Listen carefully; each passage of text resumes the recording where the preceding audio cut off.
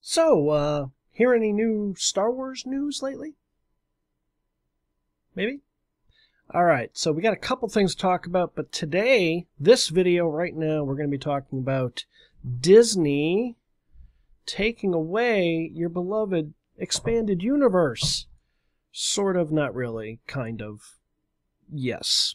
Here we go. Last week, they announced that basically, in order to give maximum creative freedom to the filmmakers and also preserve an element of surprise and discovery for the audience, Star Wars Episodes 7 through 9 will not tell the same story told in the post-Return of the Jedi expanded universe. While the universe that readers knew is changing and is not being discarded, creators of new Star Wars entertainment have full access to the rich content of the expanded universe. For example, elements of the EU are included in Star Wars Rebels. The Inquisitor, the Imperial Security Bureau, and Sin-Air fleet systems are all story elements in the new animated series, and all of these ideas found their origins in role-playing game material published in 1980. So, it does go on to tell you all sorts of details about, what they're going to do, and basically, in a nutshell, they want to be able to surprise people when they walk into the movie. The books and the comics and the video games have done a wonderful job in keeping Star Wars alive, especially in those years when there were no movies. When Heir to the Empire first came out, here, let me cut back to that. When Heir to the Empire came out, this was a big deal. This was the first book to come out since the movies that was going to lay out what happened after Return of the Jedi. It was set 5 years after those events, and it was very well written. It's Timothy Zahn wrote this trilogy, and it really kind of kicked off everything for a lot of folks. Since then, the quality of the books has varied over the years, and essentially there's been so much expanded universe material set post Return of the Jedi, there is no room to tell new stories, especially in a feature film. I know, some of you are all like, but Adam, they gotta tell the Grand Admiral Thrawn story, they gotta tell this story, what about Dark Empire? They were all great stories, but at the end of the day, I am not walking into a movie theater expecting to see them adapt what somebody else thought was a good idea 15 or 20 years ago. I'm looking to walk in and let these current folks who now are in charge of the Star Wars universe tell the story they want to tell. I want to be surprised.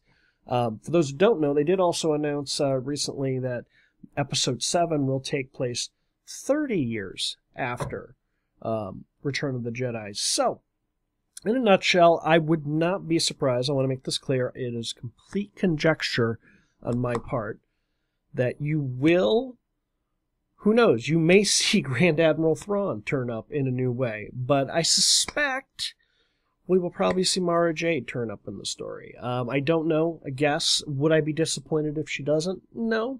I'm going to say so they were very specific in this post saying it was post-Return of the Jedi. I'm going to guess a lot of the ancillary material that happens pre-A New Hope, pre-Clone Wars, things that have been out recently, are probably all going to be okay. So I suspect over the next few months we will probably hear from Star Wars like, here's the official list of what is considered canon.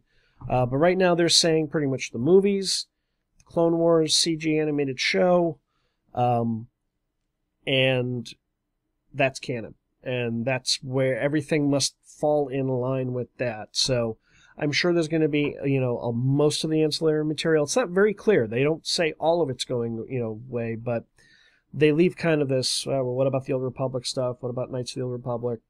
And again, not that that matters. That's not going to impact in a big way what happens with the movies. So, starting to say is, I got sidetracked there for a moment, letting the cat out. I was a little surprised at the emotional backlash on this, and it's basically, there's maybe a whole generation of people who, like, their first introduction to Star Wars was the books during a time when the movies weren't around. So I understand that, and sorry, but at the end of the day, I really am walking in the theater expecting to be surprised there before anything else. The movies have always been paramount to me, and it's just the way it goes. So before we wrap this up, I do want to show you real quick here. All right, so let's get over here. So bye-bye, Heir to the Empire, Legends. We are getting... So here's the other thing. I read this recently, Darth Plagueis. Loved it. I want to know personally if that's happened or not, or if it's canon anymore, but we'll see. However, Del Rey, after this big announcement, did announce 4 new titles that are canon, that are worked into the new where they're going with things. You got a Lord of the Sith, which is going to be a buddy adventure with Darth Sidious and Darth Vader. Heir to the Jedi, which is a Luke Skywalker story set between A New Hope and Empire Strikes Back. So I'm actually very anxious to read that. Tarkin, by the gentleman who wrote Darth Plagueis, and that was very well written. So even though Tarkin is not a character I've always wanted to know a ton about, I suspect it will be a really good read. And no surprise, a tie-in for Star Wars Rebels, Star Wars, and New Dawn. So there you go. Yeah, I just wanted to weigh in. There you go, in case you were curious about what Adam thought about all of this with the expanded universe. It's not as bad as it sounds, and I'm okay with it. Many more adventures await in a galaxy far, far away. Hey everybody, Adam here. Just want to say thank you for watching my content. You may have noticed there are no ads or pre-rolls on my stuff here on YouTube.